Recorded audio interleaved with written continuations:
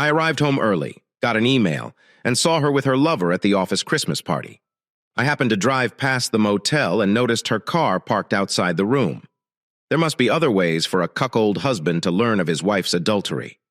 At least you would believe so, but perhaps not. Perhaps there are just a half-dozen ways for a man to realize that his marriage has failed. I know that in my case, I was so in love with my wife of 10 years that it took a lightning strike to comprehend what had been going on between her and her lover for the previous 6 months. I had no idea. Shannon and I met in college during our sophomore year and were instantly attracted to each other. She had thick blonde hair, blue eyes, a lovely face, and a slim physique with long legs. In short, she was ideal, at least to me, but despite everything else about her, I fell in love with her right away. She was brilliant, simpering, and entertaining. I could talk with her for hours about anything in the world. We became best friends, and after Shannon and I had been dating for 3 months, we began to open up in new ways, if you understand. At that time, it was the pinnacle of my existence. It was awkward from that point forward. I no longer doubted Shannon and I'd be together forever, or as it turned out, 10 years. My name is Stuart Gray, but everybody calls me Stu. I was born and reared in a medium-sized Midwestern town. My height is 6 feet, and I weigh 187 pounds. I'm a fairly attractive dude with brown eyes and sandy hair. I'm a contractor by trade. I own a modest company with a permanent team of 5 individuals. We mostly handle interior remodeling for individuals who can afford it, and our work is deemed superb. Shannon teaches music at a nearby high school, and we both earn a fair living. Have a stunning home. And as we are both in our 30s, we hope to start a family in the near future. As previously stated, we have had a lovely first 10 years of marriage. We cuddled every night. It was an unbreakable rule. And every morning as I awoke next to Shannon, I marveled at her beauty and how fortunate I was to have her as my wife. I can honestly say that while I would prefer to live every day with her, if it meant giving my life for her, I would do it without hesitation. I definitely should have used the past tense for that last sentence, because something so unexpected and emotionally overpowering happened to me that I still can't say I've entirely recovered from it. As a Midwest contractor, we do most of our work in the spring, summer, and fall. People simply do not like having the interior of their homes pulled apart when it is 5 degrees outside and 3 feet of snow on the ground. Shannon and I usually took vacations during Christmas and New Year's, as well as spring break. In the summer, when I was working, Shannon would occasionally take a week off to visit family, go shopping with her 2 sisters, or take a couple of summer courses to support her teaching degree. Our favorite winter getaway was always somewhere warm, and in the winter of our doom, we chose an all-inclusive resort in the Bahamas. 2 weeks in paradise for the 2 of us to reconnect physically and spiritually. However, I quickly saw how foolish that idea was. First and foremost, I should clarify that when Shannon and I boarded the plane in Minneapolis, I had no notion, and I would have branded you a liar and spit in your face if you had dared to suggest that there was anything wrong with our marriage. We were an ideal pair. We were so madly in love and completely connected in every aspect that it felt like we were one person fused into 2 bodies. Our bond was so strong that nothing in heaven or earth could separate us. I think I forgot there was a heck, even though I didn't realize it at the time. I was standing on the verge of the abyss, ready to plunge into the boiling depths. The first time I sensed something was awry was when I went through security at Minneapolis-St. Paul International Airport. The line was long. A lot of people are attempting to go from harsh cold to tropical warmth. Shannon and I waited in line to pass through the scanners. I observed a man in line next to us. Look at Shannon. It was not unusual. My wife is a showy woman, and men frequently cast lustful looks at her. But this appeared different, as if he was attempting to catch her attention. I wanted to learn more, so I feigned to look at my boarding pass while observing the guy from the corner of my eye. His stares at her were furtive, to say the least. And then I caught it. Shannon gave him a short glance and a barely detectable flick of her hand as if to say, "Not now." He smiled and nodded, and I almost lost my food. I was stunned. It was then that I realized they knew each other. How? I didn't know. However, that understanding served as a red flag when we passed through security. I kept an eye on them, and neither of them attempted to make contact again. I knew I had become silent, but Shannon didn't notice. Apparently, her mind was preoccupied with something else. I prayed this man, whatever he was, wasn't on our flight. But when we boarded and took our seats, I realized I was mistaken. He was sitting in an aisle seat about 15 seats ahead of us. Shannon also insisted on an aisle seat in our row, which struck me as weird. That never occurs. She always prefers to sit by the window. But not this time. I inquired as to what was wrong, as I had scheduled a window seat for her ahead of time, leaving myself in the middle. But she merely stated that she did not enjoy her meal and did not wish to bother anyone if she needed to use the restroom. I asked the woman on the aisle seat whether she minded taking the window seat. When I explained that my wife had stomach issues, she immediately consented, and the exchange was completed. I don't typically have trouble sleeping on planes, and the long flight from Minneapolis to Miami would have allowed me to do so. But given my heightened anxiousness, there was no way I was going to sleep on this flight, even if I pretended to. We put our bags in the overhead rubbish can, and Shannon stowed her handbag under the seat in front of her. Once we were in the air, I put my twins' baseball cap over my head and pretended to sleep. I let myself enough space to keep an eye on Shannon. After 15 minutes, she peeked up at me, checked to see if I was still asleep, and then got up and walked down the aisle to the washroom. I moved to my seat so I could view the entire aisle, and I noticed that as she passed the seat occupied by what I presumed was her acquaintance, she reached out as if to hang on and softly touch the man's shoulder. More evidence that there was something between them, and it wasn't just coincidence. I saw they didn't glance at each other, and Shannon went to the restroom when she emerged a few minutes later. She glanced right at him, and he rose up and approached her. When they met in the aisle, instead of one of them turning aside to let the other pass, they came face to face and paused for a moment. He placed his hand on her waist, and she talked to him. They both smiled warmly as she proceeded to her aisle seat. That was all I needed to know, that these two had known each other for a while and were clearly close on some level at the time. The revelation hit me like a ton of bricks. My great marriage was in serious danger and may very possibly terminate. I became so upset that I had to turn away from Shannon as she sat down and fastened her seatbelt. How could she have done this to me, to us? How long has it been going on? Who was this individual, and how far had their relationship progressed for the rest of the flight? I attempted to make sense of what I had seen and prayed that he would not be on our aircraft to Nassau. But I knew he would disappoint me. I turned out to be correct. As soon as Shannon and I entered the plane, I noticed him 5 rows behind us. He was reading the in-flight magazine and gave us no attention as we took our seats. Shannon, who was clearly no longer experiencing stomach difficulties, took her normal seat by the window. The journey to Nassau was uneventful, and after landing, we picked up our luggage, rented a car, and traveled to the resort. Shannon texted as I was driving. "Who are you texting with? Just letting my parents and sisters know we made it." Okay, maybe, I thought, but I want to see for myself. Isn't it strange how suspicions snowball? Our accommodation was beautiful, with a balcony facing the beach and one of the pools. As we unpacked, I understood I needed to make a statement if I wanted to win back my wife. So I approached Shannon and said, "Do you realize how much I love you?" "I love you too, sweetie." She described a peculiar glow in her eyes, as if she weren't in the room with me. "I would never do anything bad for you. Don't you, Shannon?" She flinched slightly. "I understand, Stu, and I know you would never hurt me or our lovely marriage," I informed her, and she flinched again, and I noticed moisture trickling into her eyes. "Of course. Do you realize I won't?" But she did not glance at me. She simply stared at the floor. I understood then that I would have probably lost the battle if she hadn't already done so. I knew she'd soon give herself to another man. I let her go and dashed to the restroom, hoping I didn't lose her before I got there. I sat in the restroom for a few minutes, gathering my thoughts and asking myself the same questions over and over.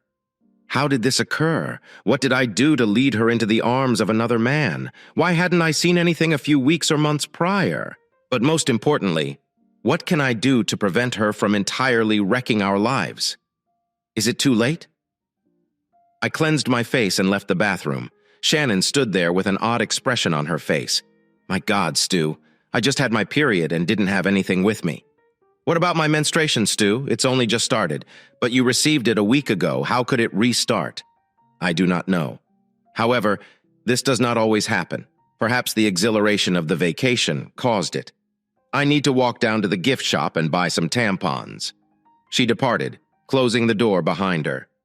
My initial impression was that perhaps this was a good thing. It would slow down her romance with her boyfriend, whoever he was. My second thought was, wait a minute, this doesn't make sense. She had never experienced anything like this in all of our years together. She was on birth control pills, and her periods were always consistent like clockwork. So why would she make it up? Unless she felt her period would stop me from chasing her, allowing her to devote all of her love and passion to her new man. That's how it should be. And if it is, she isn't the woman I married. No one can be so devious and wicked. She must despise me because she let me organize and pay for this vacation so she could take me out of her life and give everything she has to a man I've never met. I felt totally lost. I felt like I was going mad. Who was this woman I had been madly in love with for over 10 years? As I looked around the room, I noticed that she had left her cell phone near the television. I turned it on, not knowing whether she had changed the passcode, and discovered that she had not. She made another error. I checked her messages and read the latest from Anthony Eisner. I went back to the beginning of the thread, which started when we were traveling to the resort. Anthony, hey honey, I can't wait to have you over. Shannon, you little brat, you nearly got us caught by Stu at the airport. Anthony, I couldn't resist. Shannon, I almost kissed you on the plane as we stood in the aisle. Shannon, Stu was fast sleeping, so you could have, but it would appear horrible to others. I've got to go. We are almost there. Once we arrived in our resort room, the two began their talk. Anthony, I am in the lobby. Are you here yet? Shannon is in my room. Stu is in the bathroom. He's acting strangely. Anthony, who cares? When are you going to dump Stu so I may have you for myself? I told you from the beginning that I couldn't and wouldn't do it. Tony. Stu is a great husband.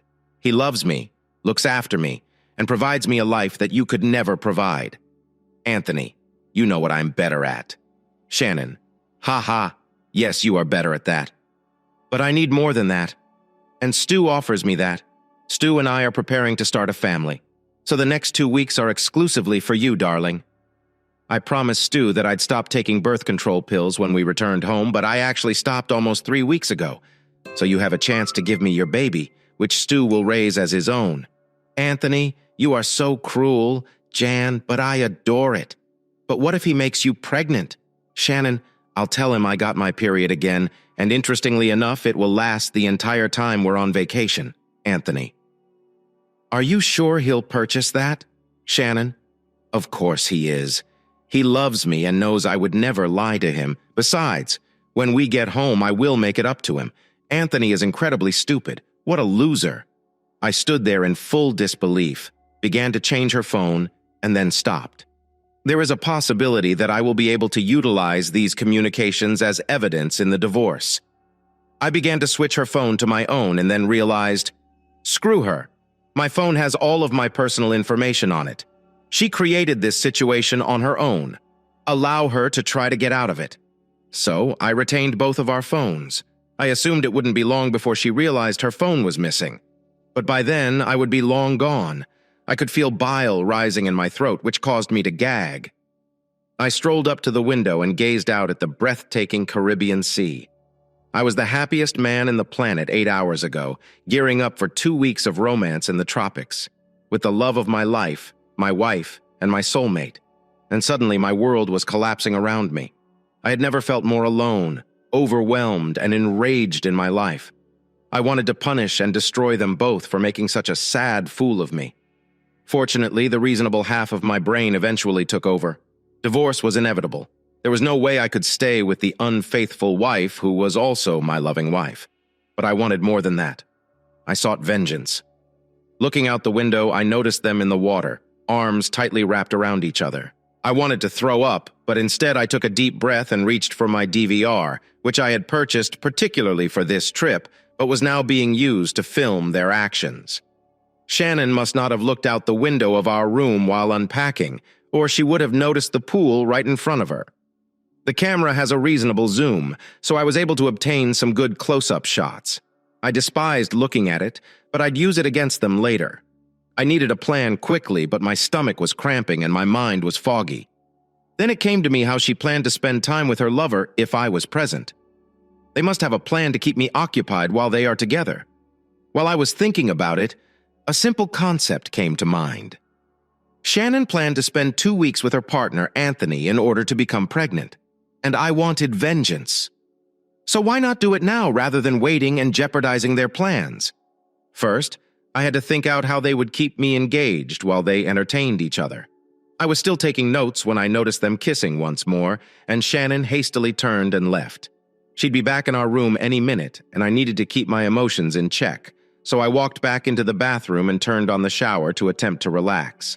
If she asked why, I'd simply explain that it was to help me relax after the flight, and I wanted to get rid of the airline odor. 5 minutes later, I heard the door to our room open and close. "I am back!" she exclaimed. "I brought us water. Great! I'll get out of the shower in a minute. Why did she bring us water?" The resort provides bottled water in all of its rooms, and then it struck me. She was going to give me sleeping medication, and this was going to be it. I began to consider what I would do if I did not drink the water she had bought me. She'll know that if I drink the water I could suspect something, and she'll become this. I will go out and she and her partner will return to her room. What to do? I switched off the shower and carefully dried off, unsure what to do. Shannon knocked on the door. "Are you okay? You've been inside for a while." Her voice was filled with concern. I couldn't help but wonder if she was concerned about me or if she was anxious about being late for an important date. When I opened the door and saw her standing by the bed drinking from a water bottle, my wrath flared up again, but I battled to keep my cool. She extended the second one to me, and I noticed it was already open. With the current climatic change, we must drink water. She stared me in the eyes before immediately looking away. I took the bottle and pretended to take a big swallow before turning and walking back to the bathroom quickly but silently. I spit the water into the sink and emptied the bottle, then took one of the water bottles from the bathroom counter. When I returned to the room, I filled the empty bottle that Shannon had given me. She was busy unpacking, organizing items in drawers and hanging clothes in the closet, so I was confident she hadn't noticed me splash the water or fill the bottle until I was out of the bathroom. I continued to sip water. I looked around our room and saw that she had spread out a crimson dress. "Is that what you plan to wear to dinner? If we can't get into it, it will be pointless. Do you realize how much I adore this dress?" Saying that made me understand she was dressing for him, not me. "I brought it, so I may as well wear it." She smiled. "Aren't you fatigued after all the traveling? You must be fatigued." Bingo! I thought this jackass had really watered me down. But how would I play it off? I needed additional evidence of their affair, so I claimed to want to sleep. I took another sip of water and lowered my gaze, as if I were fatigued. In truth, I felt as if I had just consumed several cans of Red Bull. My heart was racing in my chest, and I had to use all of my willpower to pretend to be asleep. Now that you mention it, I am a little tired. "What time should we get ready for dinner?" I inquired a little casually. "They won't begin dinner for a few hours. Why don't you lie down and relax for a while? I will wake you up when it is time to get ready." She spoke with such sincerity that I almost believed her. I yawned. "Okay, sweetheart. I could use the remainder. Just don't let me sleep too much. I'd like to spend as much time with you as possible.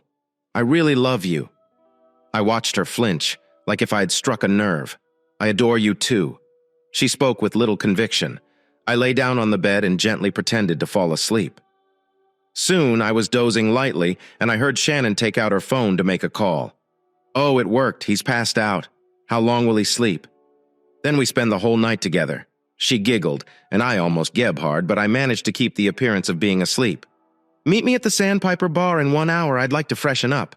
She giggled again. "You are very awful. I cannot wait, lover. Bye." She hung up and went on with her preparations for the big night. I looked at her, hardly opening my eyes. What a moron. I was becoming angry again, but I did my best not to show it.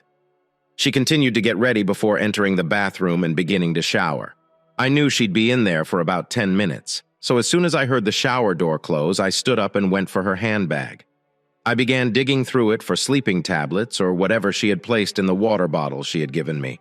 I stumbled upon a pill bottle without a label stating what was inside it. I opened it and found about a dozen little yellowish capsules. This must have been what she placed in my drink. So I gently shook out roughly 5 tablets and placed the pill bottle back in my purse. I then wrapped the pills in a Kleenex and placed them in the pocket of my shorts. As I walked back to bed, I heard her turn off the water in the shower. I lay down and dozed off as she finished getting ready for her date. It took her another 45 minutes to prepare, but as soon as she was out the door, I was up and dressed as quickly as I could.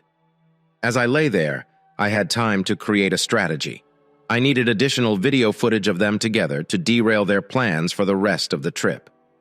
I wasn't sure how I was going to pull it off, but I knew they'd both be in a bad situation. The final step was to come home a few days before our trip was meant to end and start divorce proceedings. I intended to finish with Shannon before she could do anything to halt or slow me down, such as emptying our bank accounts and canceling all of our credit cards. No, I was meant to be doing that, not her. As soon as I got dressed, I grabbed the video camera I had used earlier that day and walked out the door. It may operate in low light. At least that's what the commercial stated. I'd have to figure that out on my way to the pub. The resort wasn't particularly large, and there were only 2 bars, both facing the ocean. However, Sandpiper was the bigger of the 2 and featured a dance floor. I was able to pick a strategic place behind some low pom-poms that provided a full view of the bar while keeping me hidden. My camera's zoom lens allowed me to capture a high-quality movie. The bar wasn't very full, so I could easily see my victim. She was wearing that stupid red dress that I used to adore, but now it filled me with rage and contempt. He placed his arms around her, and it took all of my self-control and strength not to run up and kill the jerk. I needed to remind myself that I was here to gather evidence, not to end up in jail. I began taping the 2 of them acting like lovers in the Caribbean. They laughed and kissed like lovers do, as Shannon and I did.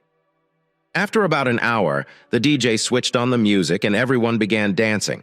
After watching them dance on the dance floor for another hour, I couldn't handle it any longer and was prepared to return to our room, my room alone.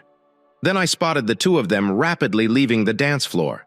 I cautiously followed them, keeping my distance so as not to be spotted. They soon arrived at his room, which was in the back of the facility. It was smaller than ours, located on the first floor, and had no view of the water. This person must have a tight budget, I thought.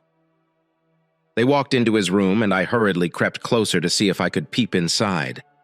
Luckily, the drapes weren't entirely closed, and the window was slightly ajar, allowing me to hear and film their chat. I was videotaping everything. It was already midnight, and I was already thinking she was going to leave him to be with me. But then I overheard their talk. "Are you certain these drugs are safe?" she inquired with considerable anxiety in her voice. "How touching. Do not worry about him, baby. He'll sleep for at least 6 more hours. He may awaken with a mild headache, but nothing more. You used only 1 pill, correct?" "Yeah, only 1. Why? What would the 2 have done? I do not want him to feel awful." Jerk laughed. "No, don't worry. If you gave him 2, he would pass out for at least 12 hours. No, just keep giving him 1 before bedtime. We can spend every night together. I hope you'll be pregnant by the time we depart. Here's an extra key card for my room, if you can get away from him throughout the daytime. Call me and we'll meet again here." Then they both laughed, which made me so angry that I spewed up. I'd heard and seen enough for one night, so I discreetly departed and returned to my bed. Now I had to figure out how to ruin them both and make them experience the misery they'd caused me. It was evident that she planned to spend every night with him. So the first thing I was going to do was change my plans back in my room. I reviewed what I had written down, as difficult as it was to look at. I began to devise a strategy that I believed would thoroughly wreck their fun. First, I had to figure out how to separate them so I could see what the boy in love was up to. I chose to take him alone, maybe even give them water, as Shannon did to me, and then beat the snot out of them while they are asleep. He would be unable to identify his attacker, and that way, I could get away with it. Now the difficulty remained. How do I separate the 2? That's when I came up with the notion of treating Shannon to a spa day. The resort offered massages, facials, and even cosmetics. It would be simple to purchase a package deal and present it to her as a gift to demonstrate how much I adored her. If she tried to refuse, I would tell her the money was non-refundable and create a massive guilt trip on her to get her to go, as she has done with me before. There was no way she could refuse my gift, and it would keep her occupied for at least a few hours.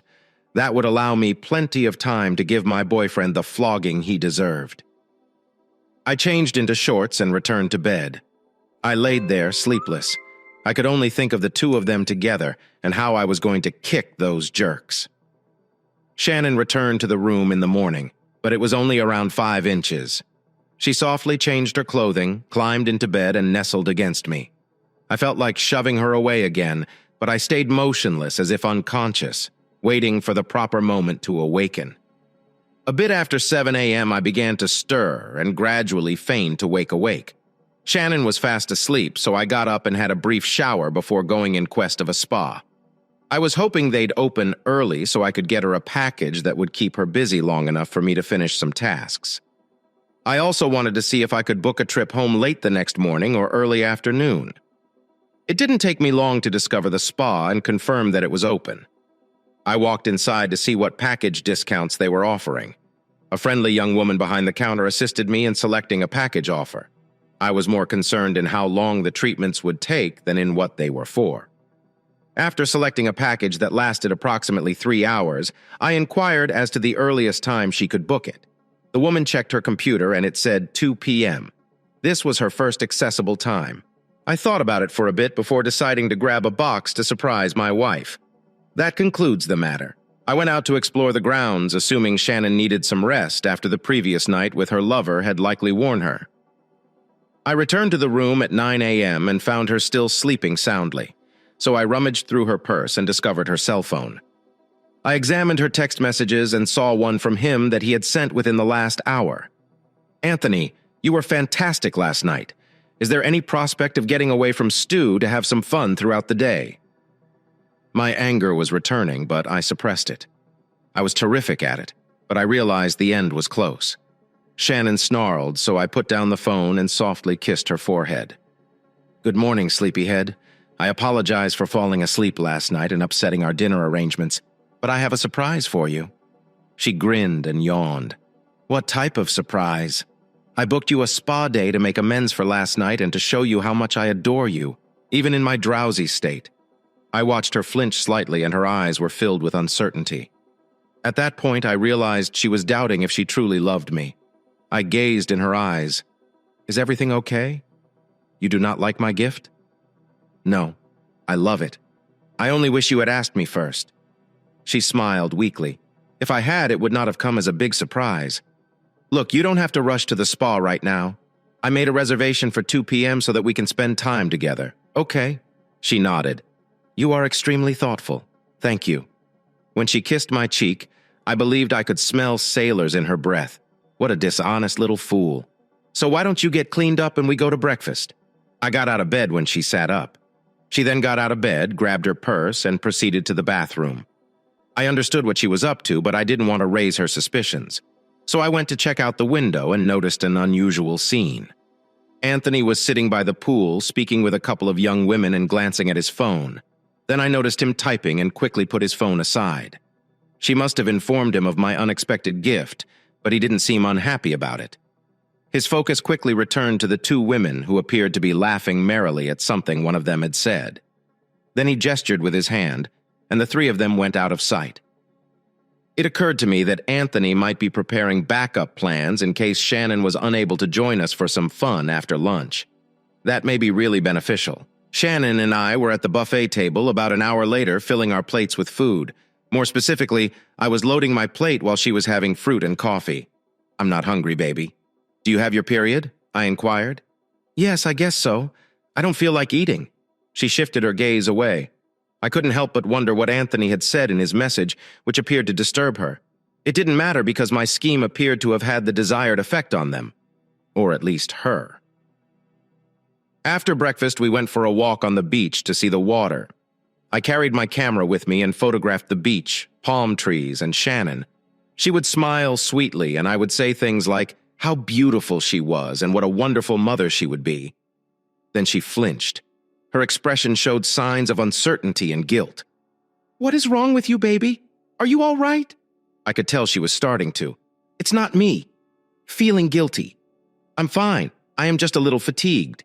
Do you mind if I return to my hotel and take a nap before hitting the spa?" "Sure. No issue.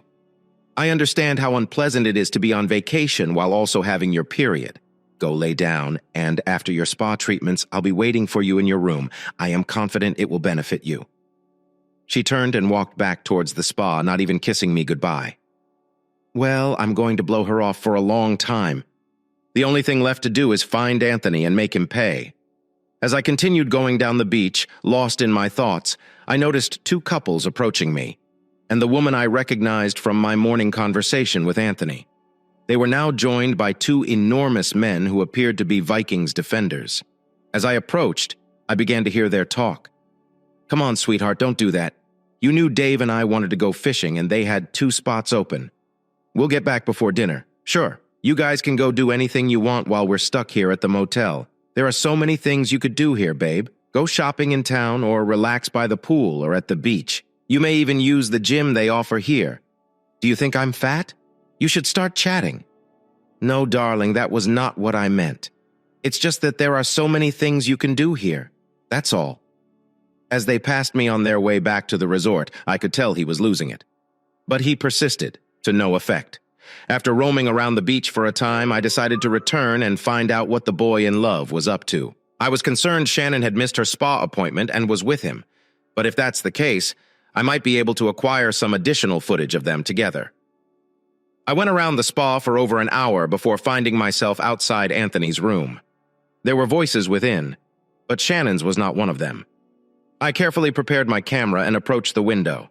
It was really dangerous because it was daytime and there could be a lot of people passing by who could see me. I figured it would be better to set up the camera on the sill of the window facing the room and let it record on its own. I proceeded down the walkway and located a vantage point from where I could monitor the entrance and see who was coming out. The time passed slowly, but my patience were rewarded. The 2 women I saw with Anthony this morning in the pool and then on the beach with those 2 males emerged from his room. They were grinning and beaming, as if they were in on some inside joke. When they were out of sight, I went to get my camera and returned to the room. Shannon wouldn't return from her spa treatments for another hour, giving me plenty of time to go over everything I had captured. As soon as I returned to the hotel, I took out my laptop and downloaded all of the films I had taken since we arrived. The most of it was dedicated to Shannon, but I also went over what I had just filmed of the 2 girls in his room. It appeared that they had found something to do while their boyfriends were away. Deep-sea fishing. Anthony persuaded them to form a double team with him, and then another notion occurred to me. If I could get the timing right, I'd leave home while Shannon stayed here to figure out what had happened. I knew she'd try to give me water again tonight, so I'd stage the scene and pretend I was unconscious. Then, with any hope, she'd meet Anthony at the bar, dance, drink, and return to her room. If I could sneak 1 pill into each of their drinks at the bar at the end of the night, they'd be passed out by the time they arrived in his room. The timing had to be impeccable. However, in real life, faultless planning is unusual. The second component of the plan was to videotape Anthony's most recent exploits on the VCR. I must admit that I was a little jealous of the jerk and his ability to persuade 2 really attractive women. I had several DVR CDs and made 2 copies of his day's events. It was just an issue of determining which rooms to leave them in. I also saved a copy of everything I had recorded up to that time on another DVR as backup. I went down to the front desk and was able to send the CD to my brother Frank's residence with a note requesting that he not play it or inform anyone that I had sent it to him. This was in case my plan failed, or Shannon and Anthony discovered what I was doing and threatened to hurt me if I was destroyed. At the very least, the DVD I sent my brother would show the authorities who was responsible. Checking the time, I noticed Shannon was about to end her duties at the spa. So I decided to wander around the resort to see where those 2 women and their partners were staying. I'm sure their boyfriends would be curious to know what they were doing while deep-sea fishing. I soon found the 2 women I was looking for, heading away from the pool and holding towels. As I followed them, I knew they were going to their rooms, and sure enough, I noticed that they went into different rooms next to one another. That saved me from a portion of my plan. Now, if everything lined up and Shannon and Anthony followed the same pattern as the night before, I could utterly ruin the rest of the vacation by tomorrow morning. I returned to my hotel to call the airline and find out when the earliest flight for the next morning would be. The most I could learn was 10 a.m., which was later than I had intended. I did, however, book my ticket. I immediately returned to the front desk and informed them that my wife and I needed to leave the next morning for family reasons and would be leaving at 8 a.m. They sympathized and wished me the best. I thanked them and returned to my room. I was now completely committed to my strategy, no matter what.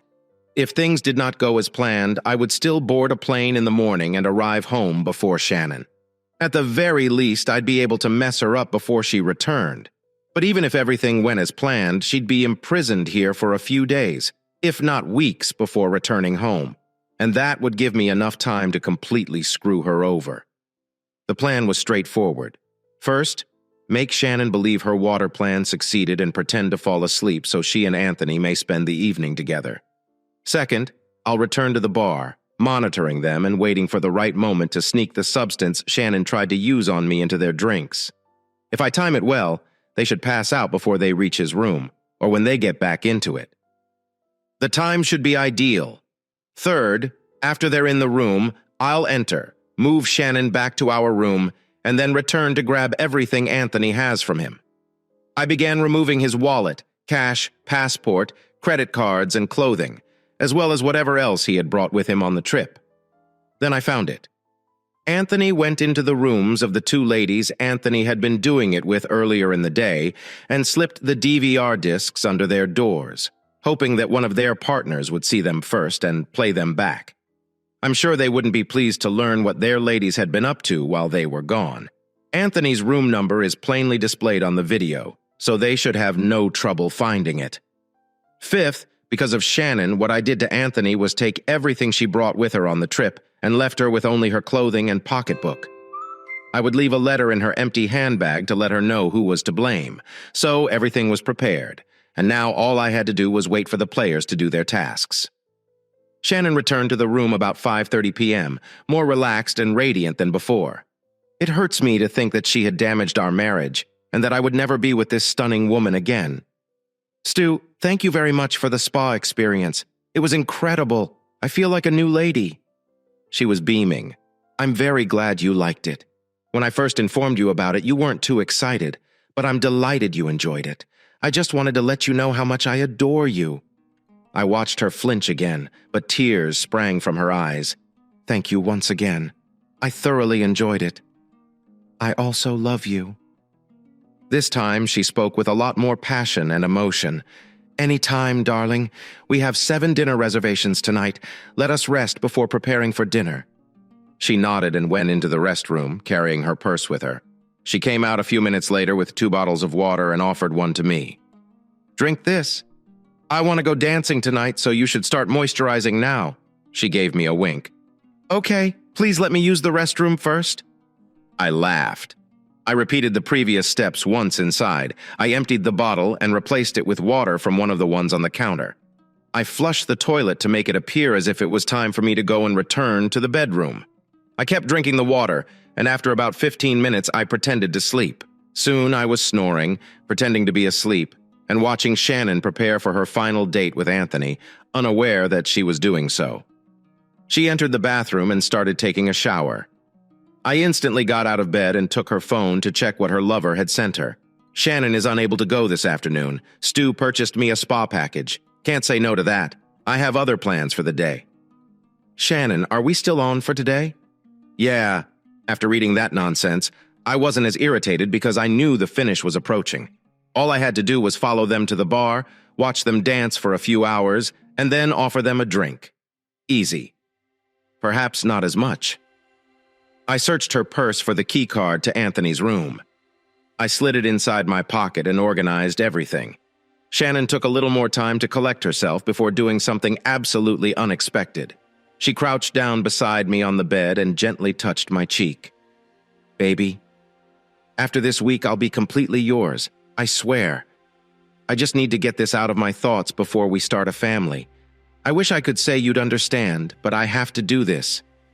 These days are for me. I wish I could tell you, but I know you'll leave, and I need you right now more than you realize. I adore you so much, but I really must do this. I truly love you. I do. At first, I assumed she had realized I was awake, but then I realized she was attempting to alleviate her guilt. But it was a little too late. She was quickly dressed and headed out the door as soon as the door closed. I was out of bed, clothed, and keeping up with her. They ended up going back to the same pub they were at the night before. It was busier than the night before, and I even saw 2 women with their beach boys. If my plan worked, they wouldn't meet until the next morning. I found myself in the exact area I had been the previous night. I made myself as comfy as possible before starting to film the evening's happenings with my trusty camera. The evening unfolded just as I had imagined, and soon the 2 of them were sitting at a table talking and laughing. It was becoming late, and I knew I'd need to buy them beverages soon. I dashed towards the bar, making sure neither of them spotted me. When I arrived, I discovered an empty seat close to the waitresses who were placing and accepting drink orders. Taking a seat, I placed an order for a beer. I kept an eye on the 2 of them to ensure that they did not notice me. As I observed them, I noticed a waitress approaching their table to collect their drink orders. She returned to the bar and informed the bartender of her requirements as soon as she received their orders. I was fortunate that this was her only order. I listened to everything she said to the bartender, and when he went to make the drink order, I summoned another bartender over and ordered the identical beverages. The bartender placed the beverages on the waitress tray. She was preoccupied with a conversation with another waitress. The beverages were delivered to me. I paid for them, then took 1 shot glass, held it away from the edge of the bar, and broke open one of the capsules, adding it to the drink while stirring the powder in to help it blend. It fizzed little but seemed all right after combining with the drink. I repeated the process with the second capsule and was now ready to transition.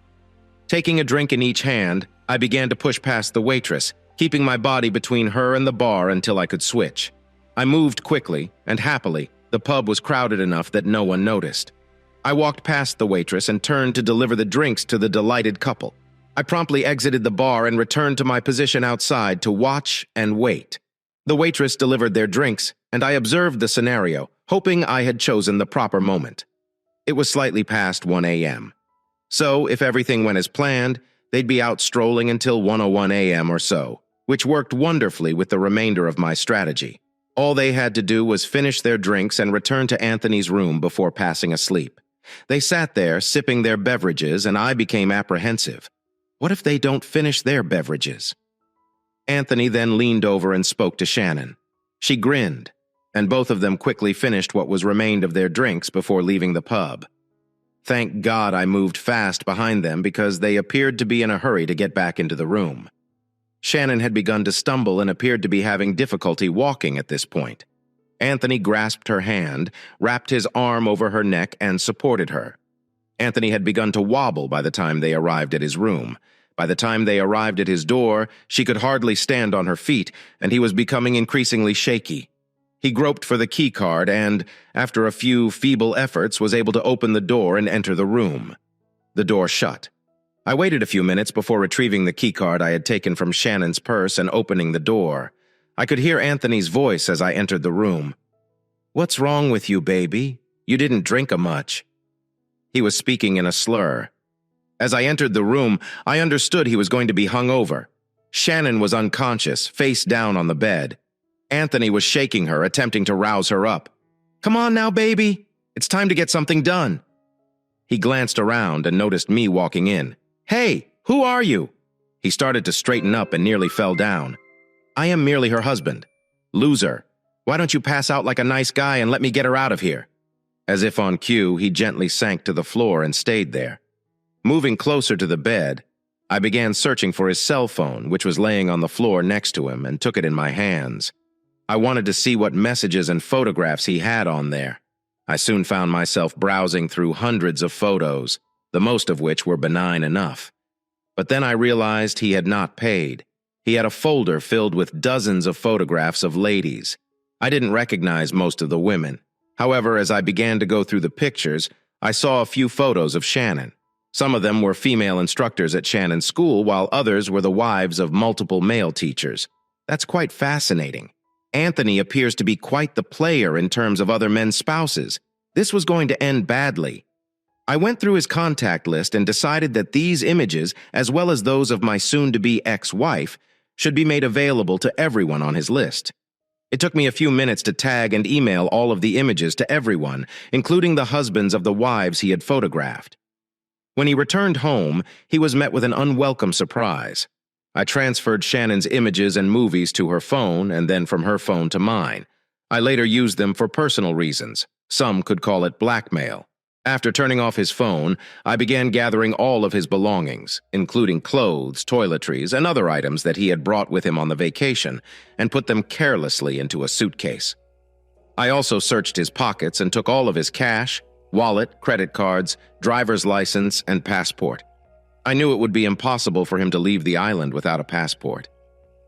After I finished filling his suitcase, I turned to face Shannon. She was still laying face down on the bed, one leg hanging over the edge. I carefully flipped her over onto her back, then lifted her up in my arms and took her inside my room. I put her on our bed and returned to the loser's room to retrieve all of his belongings. I retained his phone, wallet, and cash because I felt I should be compensated for them. After inspecting his room, I ensured he had nothing to take with him. I even removed the shoes he was wearing. And on my way back to the room, I saw a garbage can at the resort and threw his suitcase and shoes in it, covering them with debris, so they would not be discovered. Once I was back in the room, I began packing my luggage as well as Shannon's suitcase, whose contents I handled with the same care. Anthony. I was just going to leave her there with her clothing, purse, and an empty wallet containing only the note I had left. As I finished packing, I realized it was 4 a.m., and I needed to be at the airport by 9. Shannon would be unconscious until at least 12, as she had finished drinking around 2 a.m. Anthony, I anticipated, would arrive about 10 a.m., and I would be able to depart before either of them awoke. As I left the room, I had one more thing to accomplish. I quickly grabbed the 2 DVR discs I had manufactured earlier and made my way to the rooms where the 2 women and their boyfriends were staying. I slid the disc under each of their doors before returning to my room. When I glanced at Shannon sleeping sweetly on the bed, I was filled with feelings of enormous loss and despair. I desperately wanted to create a family with her, but she had other intentions, and I couldn't forgive her walking about the room. I checked to make sure I had packed everything. Then I grabbed Shannon's suitcase and returned to the dumpster where I had dumped Anthony's suitcase and her Viper back into the room. I searched through Shannon's purse to ensure it was empty and included no money, credit cards, or passports. I wanted to make sure it was as tough for her to come home as it had been for Anthony. Take a seat in one of the room's 2 chairs. I slumped to the floor, weary, but instantly considered what I would do once I arrived home. First, I'll empty our bank accounts, pay off, and then cancel all of our credit cards. Then I'd pack everything I owned and move it out of our house. I knew I'd have to locate a storage facility to keep it all, but I didn't care. I just wanted out of our house and this sham marriage. Before I knew it, I was napping. It was almost 7 a.m. when I awoke and got out of the recliner. I was sleeping in. I walked up to the bed, glanced at Shannon, and gently lifted her up in my arms to carry her out of the room.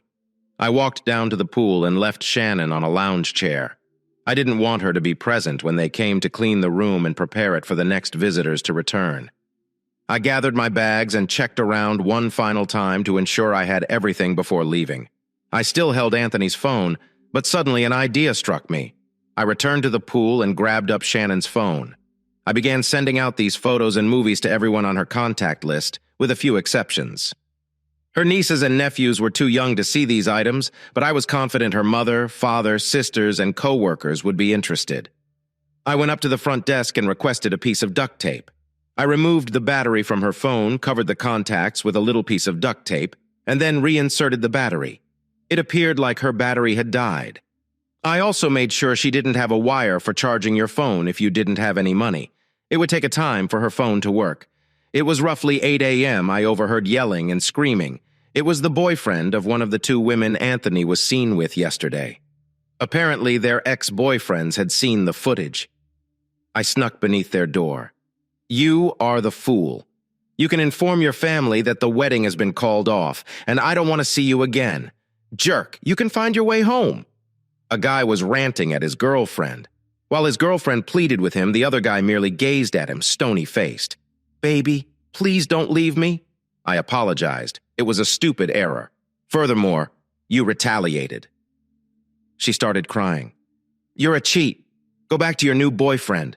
But I don't think things will improve from here. He stated it so coldly that I trembled in horror.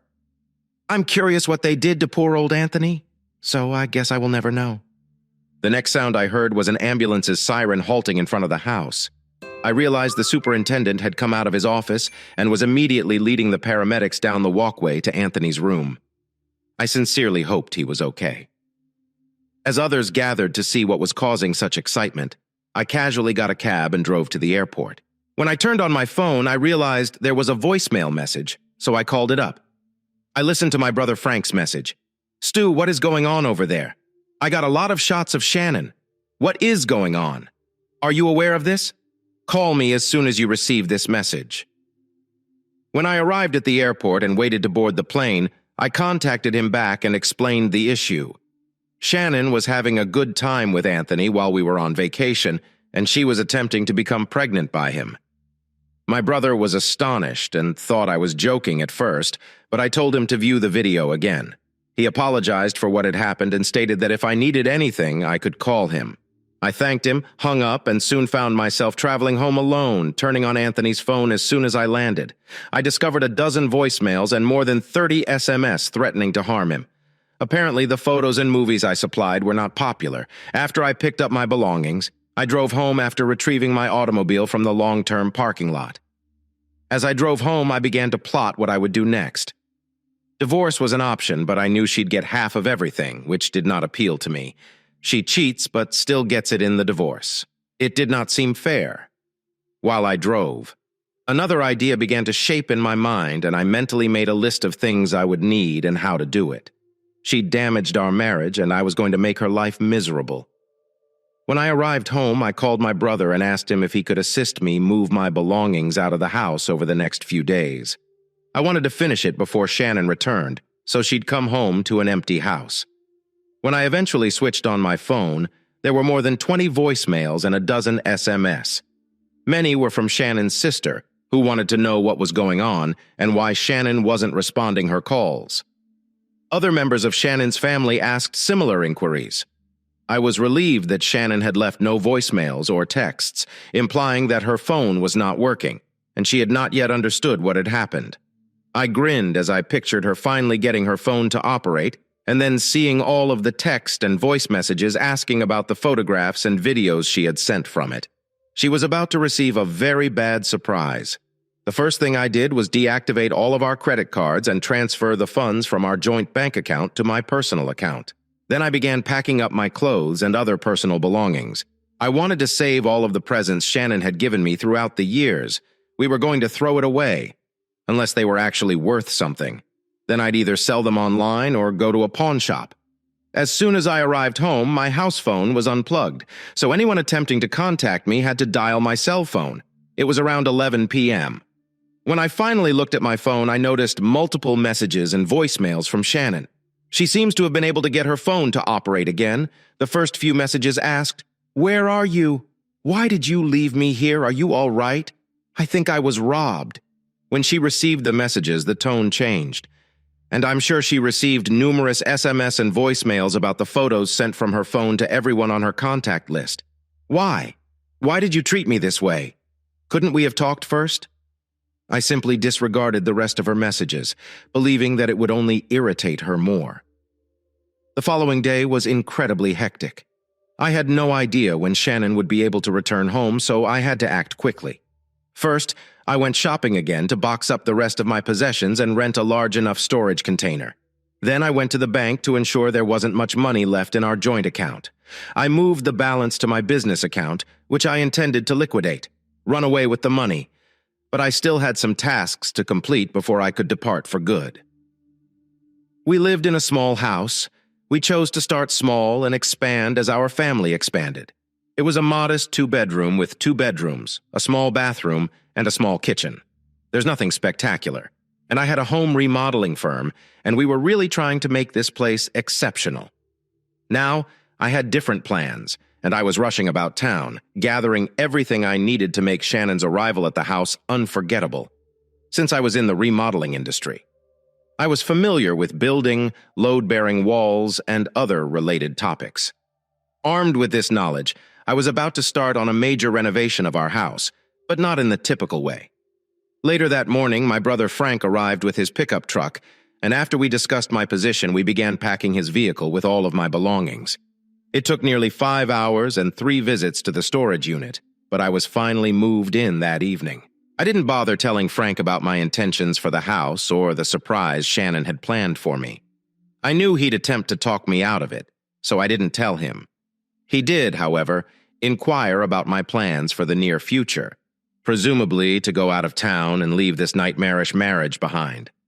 I'm not going to file for divorce, but I won't be around when she returns. She can have the house, but that is all I will give her. Frank shook his head.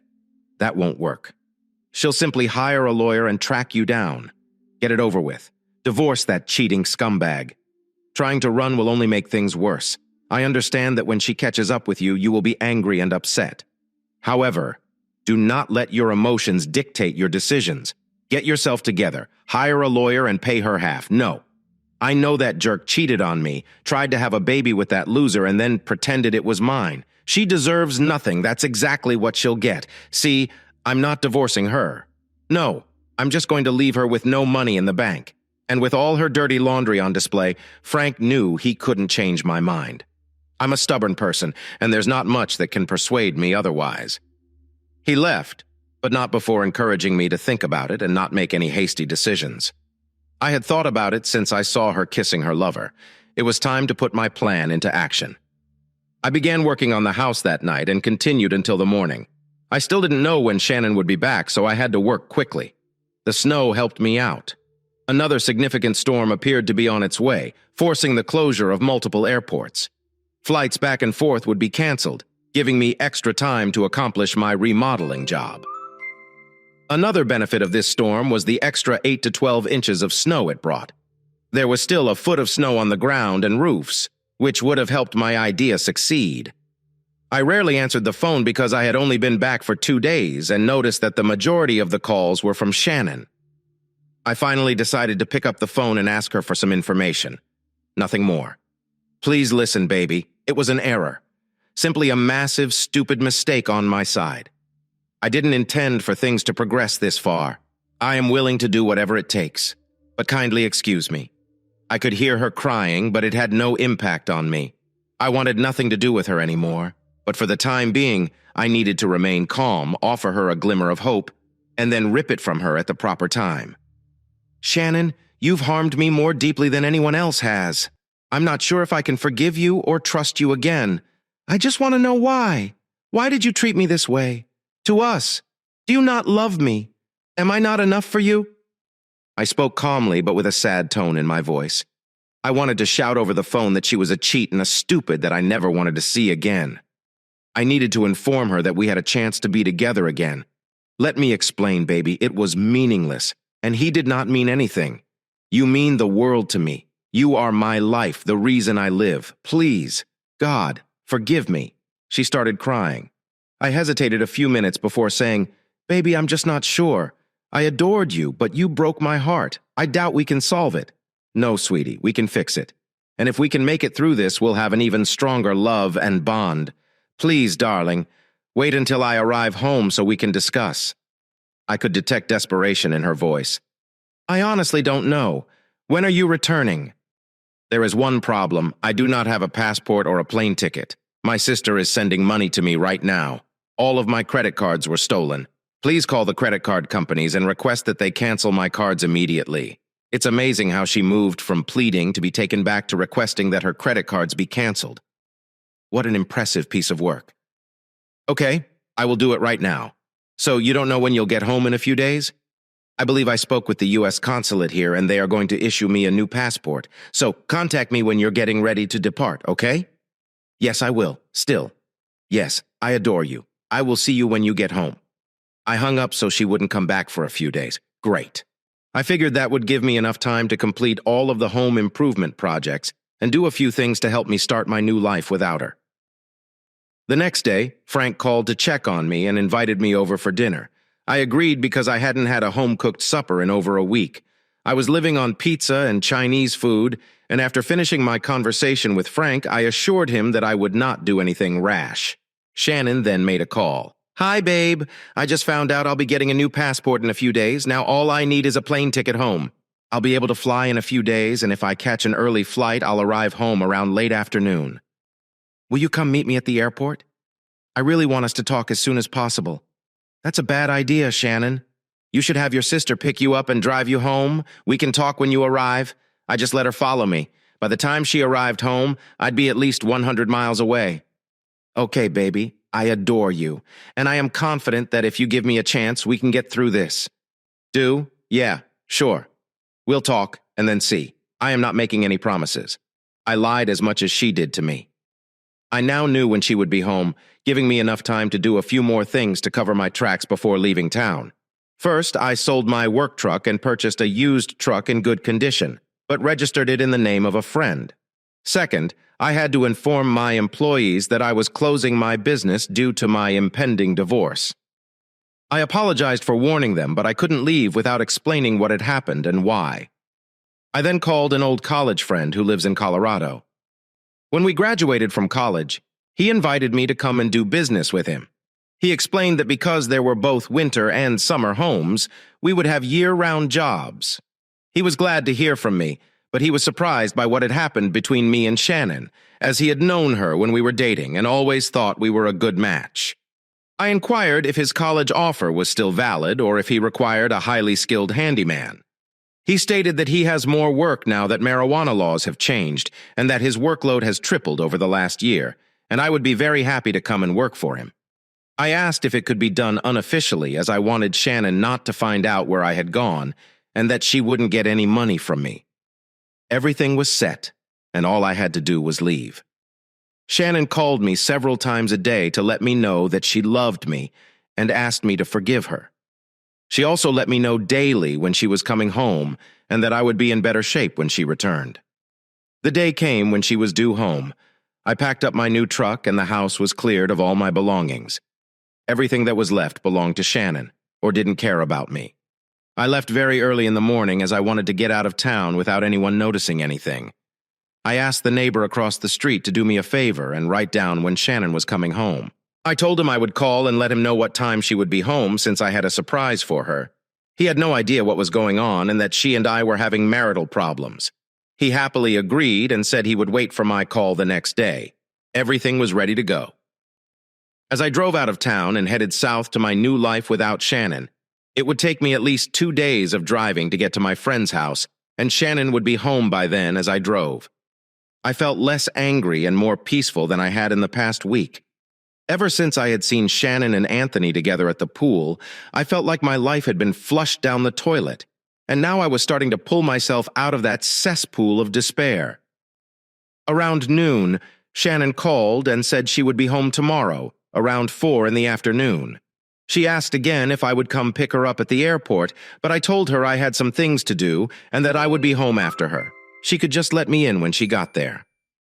I then called my neighbor and asked him to be on standby with a video camera to film the surprise I had in store for my wife. The next day, I was in Colorado and only an hour away from my friend's house when I got a call from Shannon.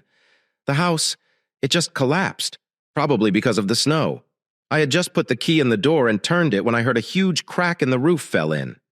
My God, our house is gone. She started crying. Shannon, don't worry. I'm sure your parents are still waiting for you in your room.